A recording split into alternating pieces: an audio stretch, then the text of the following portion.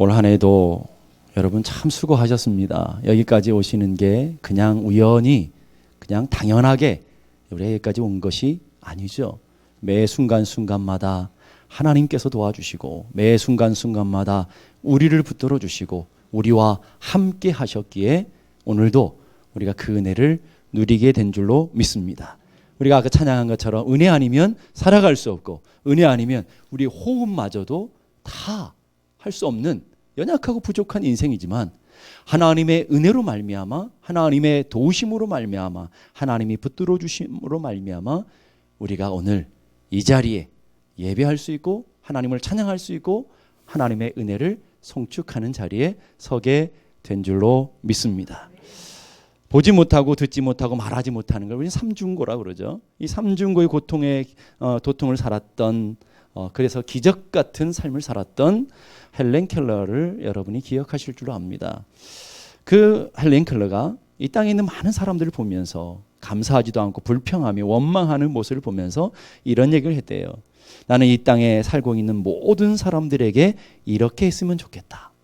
하나님이 좀 이랬으면 좋겠다 하는 거예요. 세 가지인데 첫째는 하루는 저들에게 나처럼 아무것도 볼 수 없는 눈먼 채로 살게 했으면 좋겠다. 우리가 보는 것이 당연하다고 생각하지만 헬렌 켈러는 그런 생각을 하는 거예요. 그러면서도 감사하지 않는 우리들을 보면서 딱 하루만 모든 사람들이 볼 수 없다면 두 번째는 또 하루는 아무것도 듣지 못하는 청각장애자로 살게 하고 또 하루는 아무것도 말하지 못하고 벙어리로 살게 한다면 그래도 저들은 감사하지 않을까? 그래도 저들은 감격하지 않을까? 이런 얘기를 했어요. 여러분, 우리가 보고 듣고 살아가는 것, 숨 쉬는 것이 당연한 것 같이 여기지만 오늘도 중환 야실에 누워서 호흡, 생명의 호흡들을 기계를 통해서만 연명해가는 수많은 사람들이 있습니다, 여러분. 오늘도 보는 것이 간절한 기대고 가장 큰 소원인 사람도 있습니다, 여러분. 이 땅을 살아가는 것 자체가 오늘 내가 살아있는 것 자체가 큰 기쁨이요 큰 축복이라고 생각하는 사람들이 얼마나 많은지 몰라요. 죽어간 수많은 사람들이 그토록 간절히 기다리고 그토록 간절히 소망하는 그날이 오늘 우리가 당연시 여기는 오늘일지도 모른다라는 것. 여러분 그걸 아셔야 된다라는 거예요. 그러면 오늘 헬렌 켈러의 말처럼 그럼에도 불구하고 우리가 감격하지 않을까? 우리의 삶에 대해서 그럼에도 불구하고 감사하지 않을까? 이렇게 얘기한다라는 거죠. 헬렌 켈러의 자서전에 보게 되면 그분이 이런 글을 썼어요. 내가 한 번만 더 저 무지개를 볼 수 있다면, 단 한 번만 저 떨어지는 낙엽의 아름다움을 목격할 수 있다면, 단 한 번만 이 산 속에 흐르는 시냇물을 바라볼 수가 있다면, 단 한 번만 저 지저귀는 새들의 아름다운 모습을 볼 수 있다면, 내가 단 한 번만 아름다운 음을 바라는 저 오케스트라의 악기들과 연주하는 사람들을 볼 수 있다면, 단 한 번만 내가 사랑하는 설리번 선생님을 부르면서 사랑합니다라고 고백해 볼 수 있다면, 단 한 번만 이 귀한 설교 말씀을 전해주는 필리 브룩스 목사님의 얼굴을 단 한 번만 볼 수 있다면, 단 한 번만 이 성경책을 내 눈으로 읽을 수 있다면, 우리가 너무나 당연시하는 너무나 당연한 것으로 받아들이는 일들을 어떤 이에게는 평생의 한 번의 소원, 단 한 번만 이걸 볼 수 있다면, 단 한 번만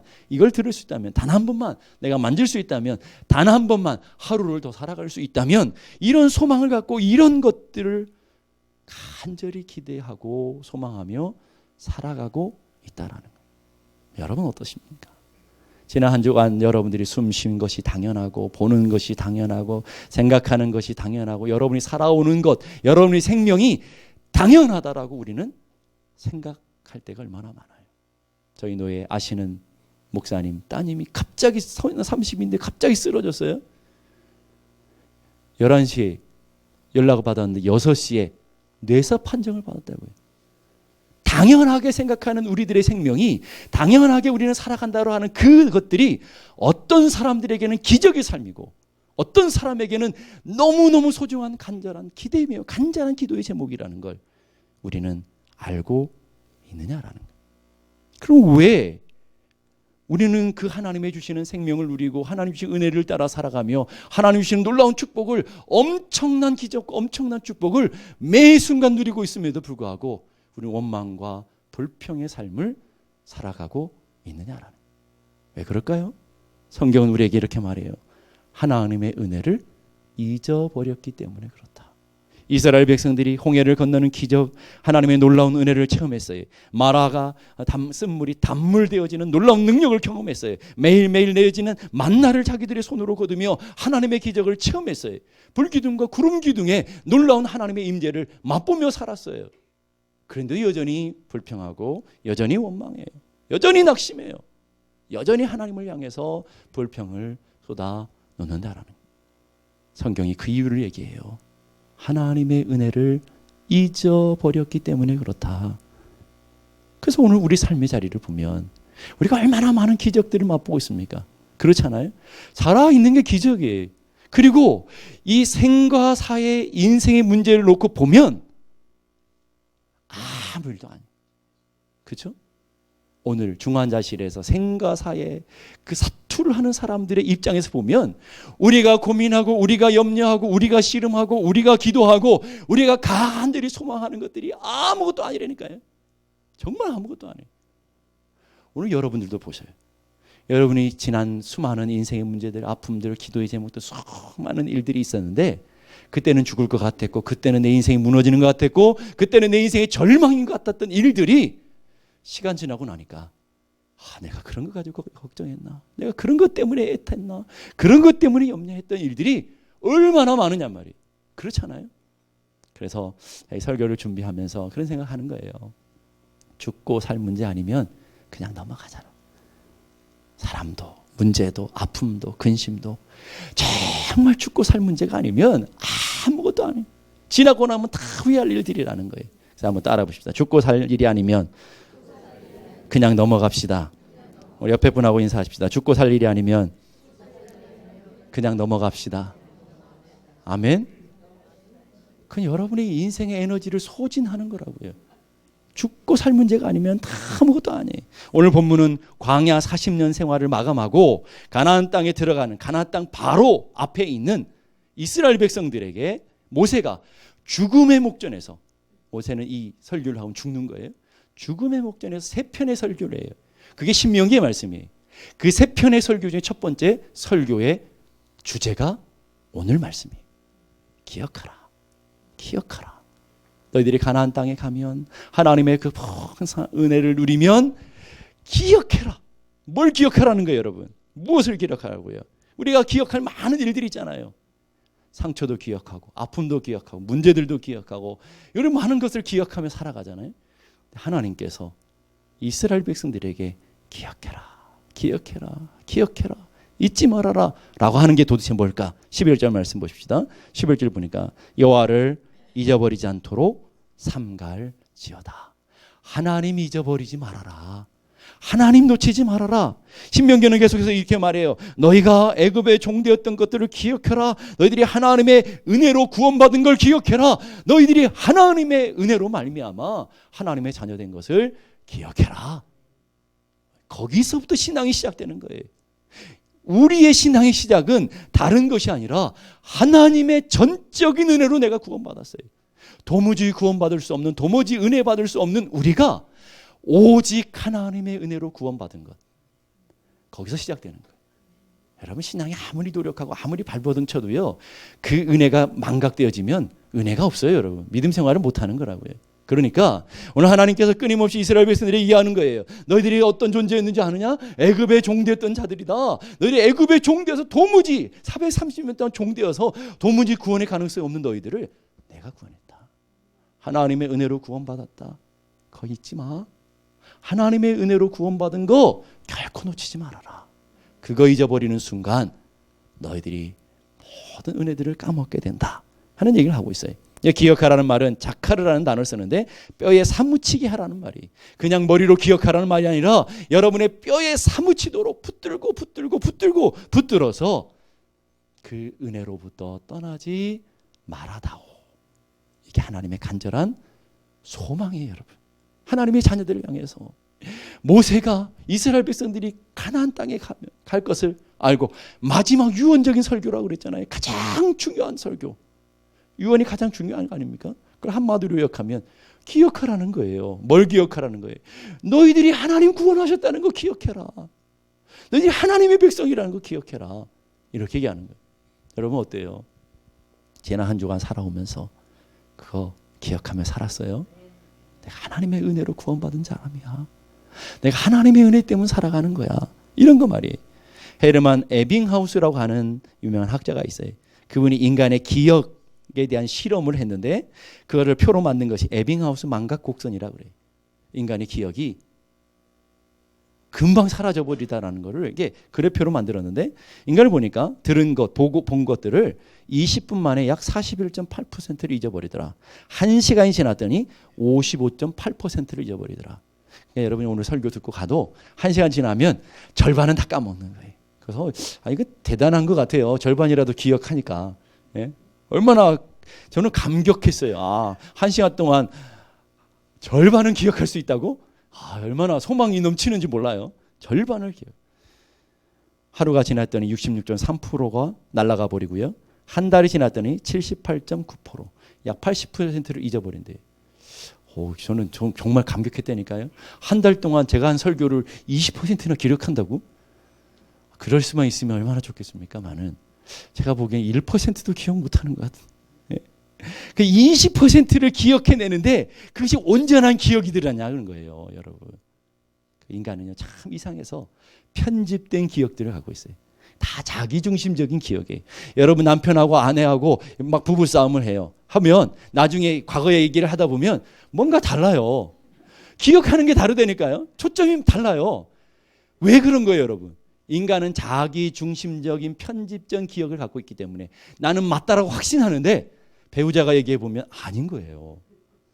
그래가지고 깨갱할 때가 많았죠, 여러분. 이게 인간이라고요, 여러분. 그 기억의 20%도 잘못된 기억일 정도가 얼마나 많으냐라는 거예요. 근데 우리 안에 갖고 있는 기억들이 어떤 거예요? 여러분이 고이고이 보배처럼 간직하는 기억들이 어떤 기억이에요? 상처, 아픔, 고통, 인생에 쓰디쓴 것들 이런 거 얼마나 오랫동안 잘 기억합니까? 그만큼 감사, 은혜, 하나님 주시는 도움, 성도들의 그런 은혜들을 우리는 망각하며 살아간다고요. 그건 다 새까맣게 까먹어버리고 여러분의 마음을 한번 돌아보세요. 솔직하게 이 예배 시간에 솔직하게 하나님에 대한 은혜가 큽니까? 원망과 불평이 큽니까? 목회자에 대한 사랑과 은혜가 큽니까? 원망과 불평이 큽니까? 교회를 향한 하나님의 은혜, 하나님의 사랑이 훨씬 큽니까? 원망과 불평이 큽니까? 성도들을 향해서 베풀어줬던 은혜, 베풀어 도움 이런 것들이 여러분 속에 많이 남아 있습니까? 아니면 상처, 아픔, 섭섭함 이런 것들이 여러분 속에 남겨져 있느냐? 어때요, 여러분? 말할 필요는 없습니다. 시험이 들잖아요, 제가. 예?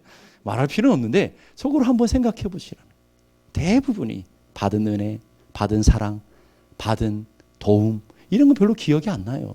그리고 맨 섭섭했던 것, 원망, 불평, 낙심, 절망 이런 것들을 우리 속에 기억하며 우리가 하나님 앞에 감사하며 감격하며 살아가는 그 은혜를 인생을 소비하는 그런 분들이 얼마나 많으냐. 그래서 하나님께서 우리에게 무엇을 잊지 말라고 그러냐면 내가 너를 구원한 것을 기억하라라고 얘기하시면서 14절 16절 보세요.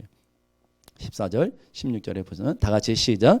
여호와는 너를 애굽 땅 종되었던 집에서 이끌어내시고 너를 인도하여 그 광대하고 위험한 광야 곧 불뱀과 전갈이 있고 물이 없는 간조한 땅을 지나게 하셨으며 또 너를 위하여 단단한 반석에서 물을 내셨으며 내 조상들도 알지 못했던 만나를 광야에서 내게 먹이셨나니. 크게 세 가지를 얘기하고 있어요. 너희들을 구원한 거 기억해라. 첫 번째. 두 번째, 너희들이 광야에서 불뱀과 전갈이 있는 우리를 해롭게 하고 우리를 아프게 하는 수많은 원수들이 있는 그 세상에서 우리가 살아가는 세상 우리를 공격하고 우리를 넘어뜨리려고 하는 수많은 인생의 적들이 얼마나 많습니까? 불뱀같이 전갈같이 우리를 문어 삼키려고 하고 우리를 도구를 통해서 우리를 죽이려고 하는 것들이 얼마나 많습니까, 여러분? 교회는 없는 줄 알았더니 교회도 있어요. 큰 불뱀과 전갈들이 얼마나 많습니까?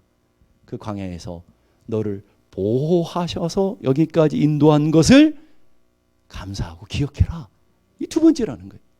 여러분 올 한 해도 여러분 넘어뜨리는 여러분의 가정을 깨뜨리고 우리의 기업을 깨뜨리고 우리의 삶을 무너뜨리게 하는 수많은 사건들과 수많은 사고들과 수많은 원수들이 얼마나 여러분 인생 앞에 많았습니까?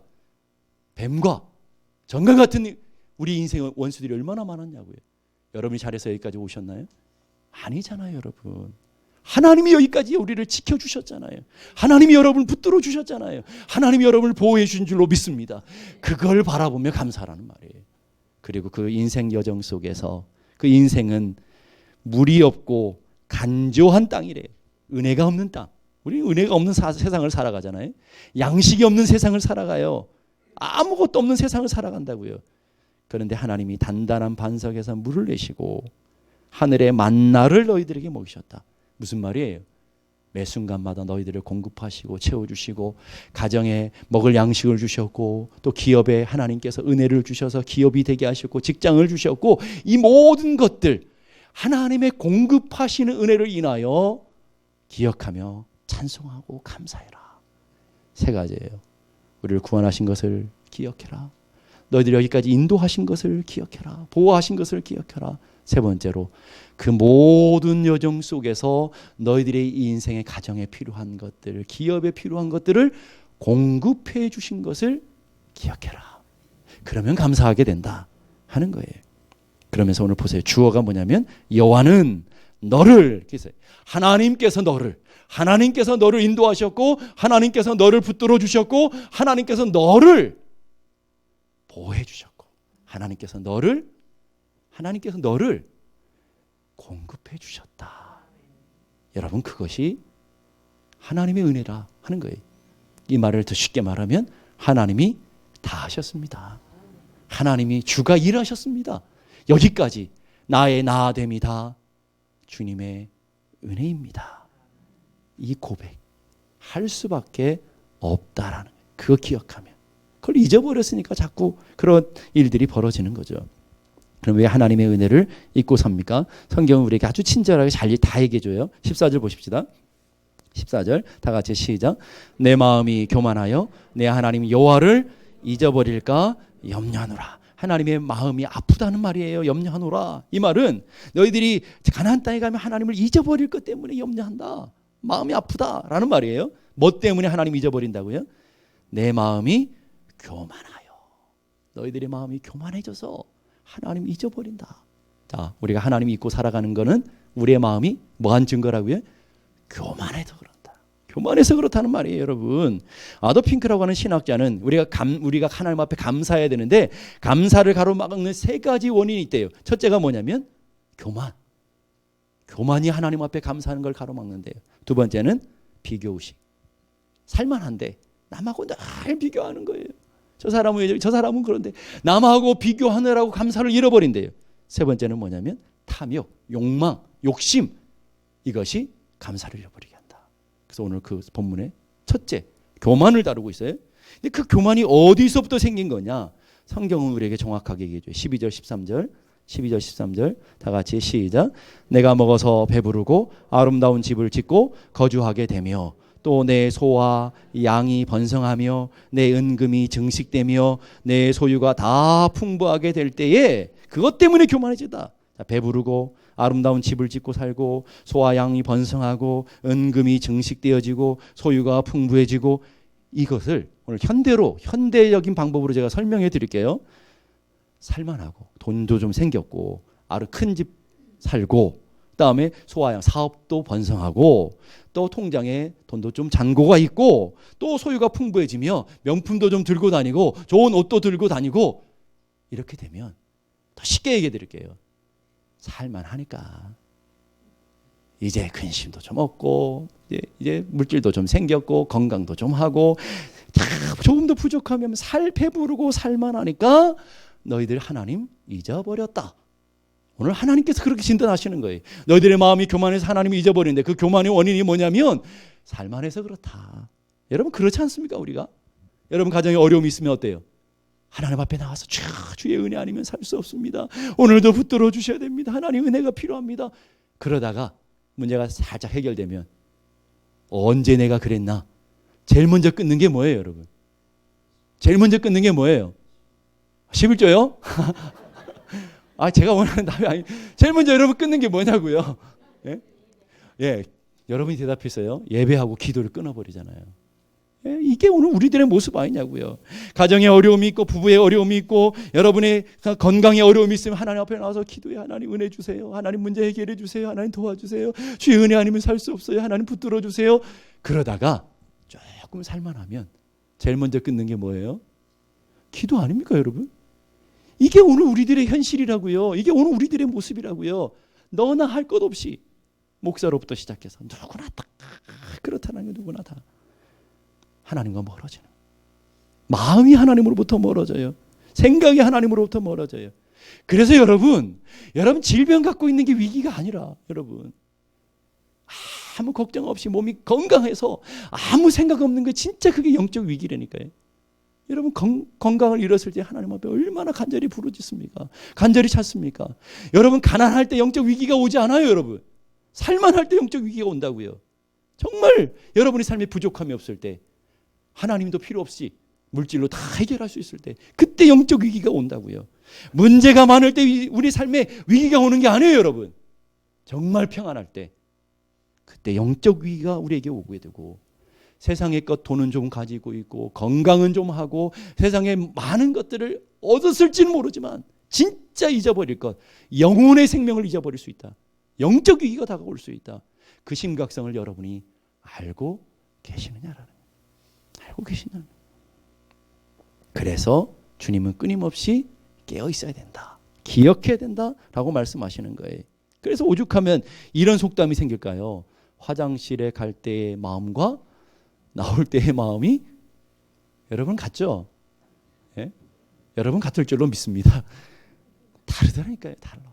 인생에 내가 위기가 올 때의 마음하고 위기가 해결될 때의 마음, 하나님 앞의 마음과 교회를 향하는 마음이 다르다니까요. 달라요, 여러분. 그래서 가끔씩 저는 고민을 해요. 하나님 어떻게 기도해야 될지 모르겠습니다. 문제가 해결되어지면 하나님을 떠나고, 문제가 있으면 아프고, 그러니까 어떻게 기도해야 되는 거예요, 여러분? 좀 답을 좀 가르쳐 줘 보세요. 정말 곤란해요. 예? 좀 살만하면 하나님을 먼저 떠나니까. 고린도전서 10장 12절 보니까 그런즉 선줄로 생각하는 자는 넘어질까 조심해라. 믿음에 낙심될까 조심해라. 육적인 문제가 아니라고요. 영적인 문제를 다루고 있어요. 여러분 영적으로 무너질까, 생명으로부터 멀어질까 조심해라. 경고하고 주님께서 우리에게 가르쳐 주시는 말씀인 줄로 믿습니다. 그러면 왜 돈이 생기고 집이 생기고 살만하니까 왜 교만해질까요? 그 원인을 17절에 얘기해요. 17절 다 같이 시작. 내가 마음에 이르기를 내 능력과 내 손의 힘으로 내가 이 재물을 얻었다.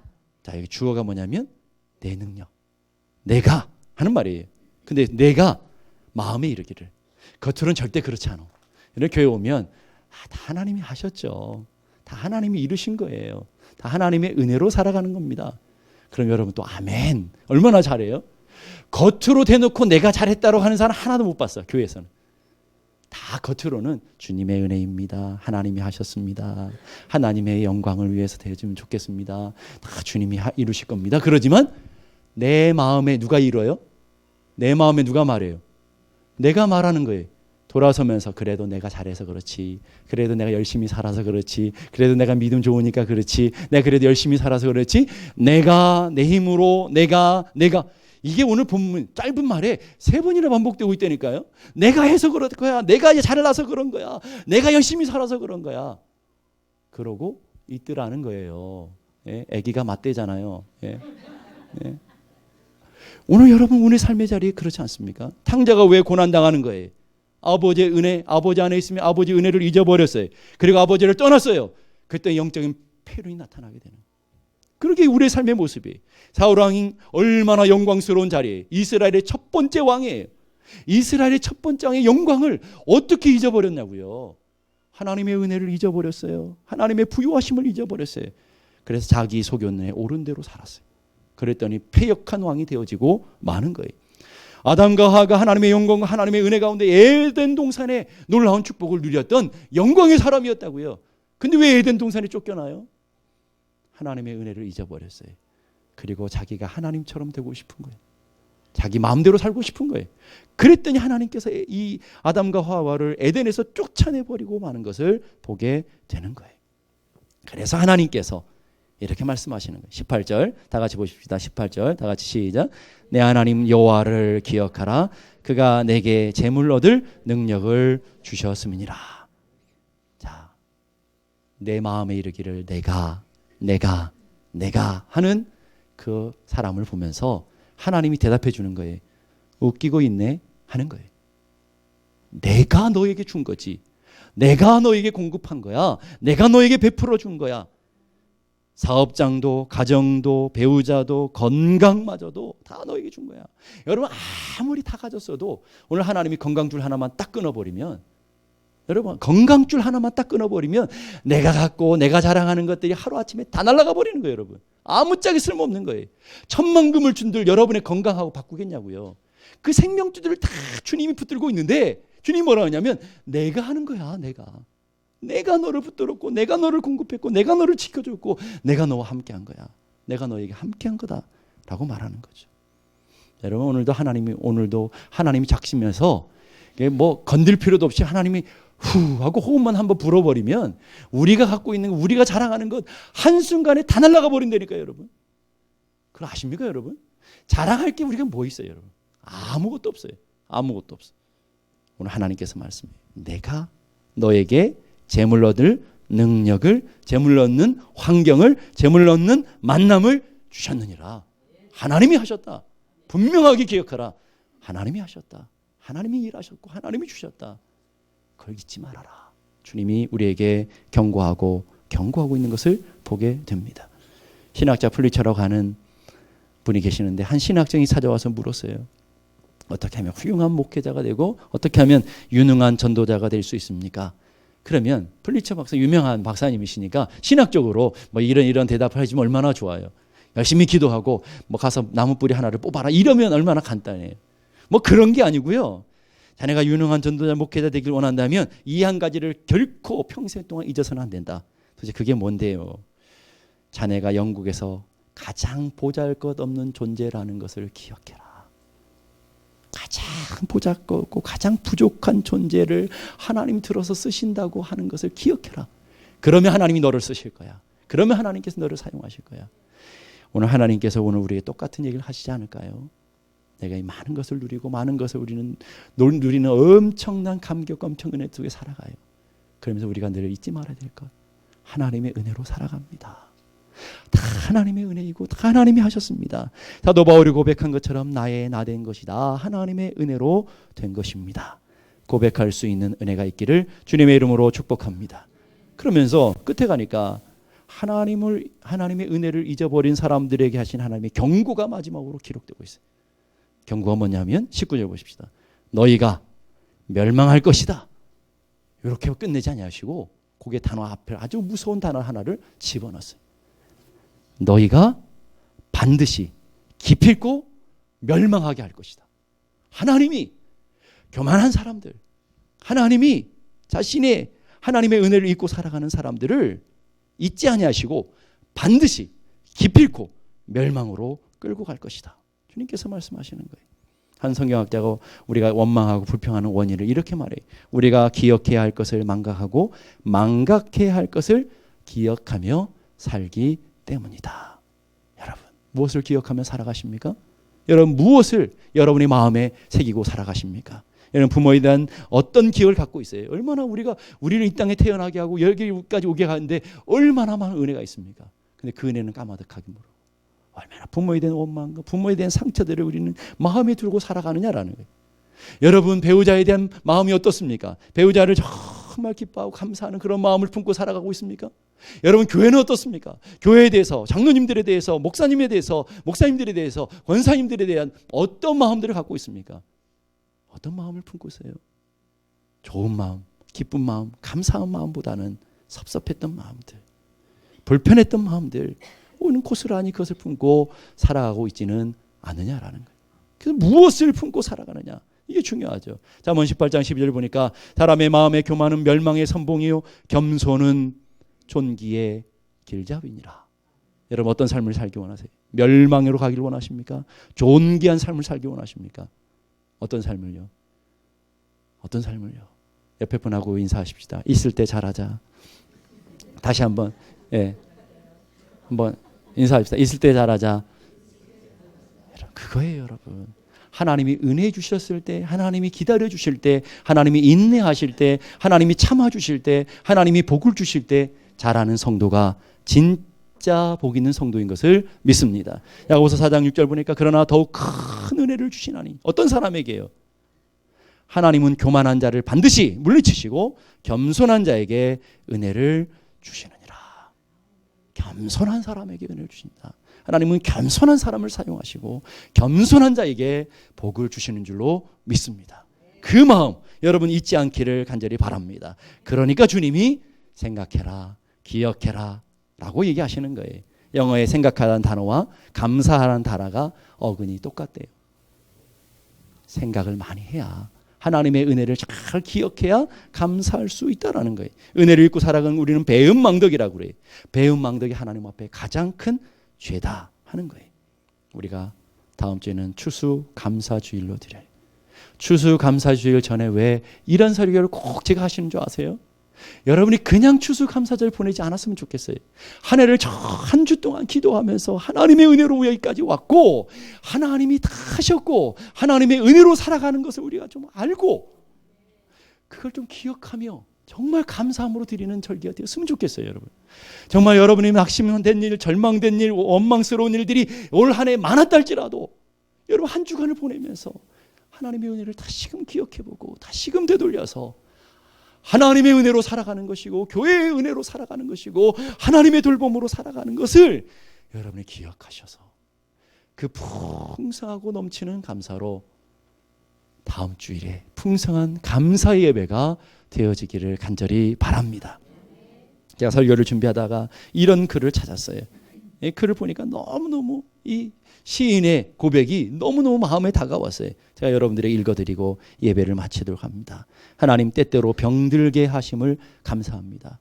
잘 생각해 보세요. 건강하게 하심을 감사합니다가 아니고 때때로 병들게 하심을 감사합니다. 왜냐하면 인간의 약함을 깨닫게 해주시기 때문입니다. 병들어 봐야 건강의 소중함을 알고 하나님의 은혜로 나를 붙들어 주시는 것을 그때 알고 하나님께로 더 가까이 나가게 된다는 말이죠. 고독하고 외로운 것도 감사합니다. 이제 성도들 만나면 외롭다고 하시는 분들이 많더라고요. 외로워하시는 분들이 있는데 그걸 감사해야 된다는 말이에요. 왜 그러냐면 하나님과 가까워지는 기회가 되기 때문입니다. 고독하고 외로우니까 찬송하게 되죠. 고독하고 외로우니까 기도하게 되죠. 고독하고 외로우니까 성경 보게 되죠. 죄송합니다. 다른 교회 이야기인데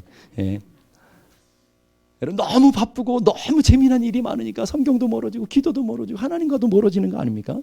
고독하고 외로우니까 하나님과 가까워지게 되고 세 번째로 일의 계획대로 안 되도록 들어주신 것도 감사합니다. 우리는 계획대로 되어져야만 감사하죠. 왜 그러냐니 저의 교만이 깨지기 때문입니다.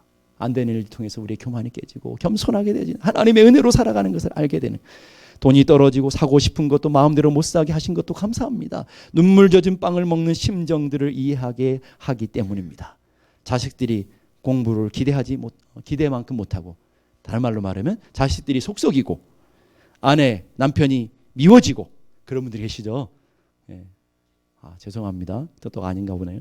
어머니와 형제들이 짐스러워질 때도 감사합니다. 그래서 그들이 저의 우상이 되지 않게 하기 때문입니다. 때로는 허물을 느끼게 하시고 때로는 몸이 늙고 아프게 하심도 감사합니다. 그러므로 인하여 영원을 사모하는 마음을 가지기 때문입니다. 얼마나 기가 막힌 표현들입니까? 불의와 부정이 득세하는 세상. 이 세상에 얼마나 불의가 많고 얼마나 악한 것들이 많아요. 그런 득세하잖아요. 그런 세상에 태어난 것도 감사합니다. 왜냐하면 하나님의 의를 사모하기 때문입니다. 제게 잘못하고 저를 비방하는 사람들이 있게 하심도 감사합니다. 그런 사람들이 얼마나 많습니까? 나는 아무 상관없는데 나를 해롭게 하고 나를 공격하고 나를 아프게 하는 사람들이 얼마나 많습니까, 여러분? 교회는 없는 줄 알고 왔는데 교회도 그런 인간들이 있어서 문제잖아요. 그래서 아프단 말이에요. 그래서 우리는 하나님 앞에 원망한다는 말이에요. 근데 그게 원망의 거리가 아니라는 거예요, 여러분.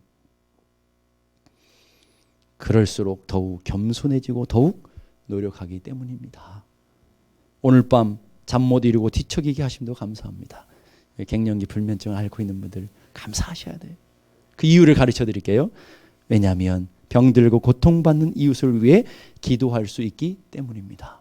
잠이 안 와 이러지 마시고 하나님이 깨우시면 오늘도 연약하고 오늘도 우리 성도들 가운데 부족한 분들이 있어서 내가 나로 하여금 기도하게 하시는구나. 이렇게 할 수 있으면 얼마나 감사해요. 마지막, 하나님 그럼에도 불구하고 제게 감사할 수 있는 마음을 주신 것을 더욱 감사합니다. 저는 이 마지막 표현이 너무 멋있는 것 같아요. 다 이렇게 이뤄도 깨닫는 사람만 감사하는 거 아닙니까, 여러분? 내게 하나님 깨달아져서 내 마음속에 감사할 수 있는 이 마음을 주신 것을 감사합니다.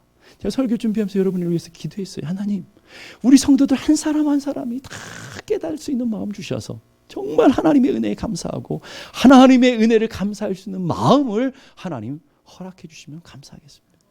여러분, 그 은혜로 이번 한 주간도 넉넉히 승리하시고 하나님의 은혜를 기억하시며 오늘도 여기 나를 나되게 하신 하나님의 은혜를 다시 한번 돌이켜보시며 우리의 가정과 우리의 기업과 우리의 자녀들과 우리의 삶의 터전들을 견고하게 붙들어 주신 은혜를 기억하시고 오늘도 우리의 필요한 것들을 공급해 주시고 풍성하게 하신 은혜를 감사하시며 기억하시며 한 주간을 보내시고 다음 주에 넉넉한 은혜로 넉넉한 감사로 하나님 앞에 예배할 수 있는 우리 모두가 되기를 주님의 이름으로 축복합니다.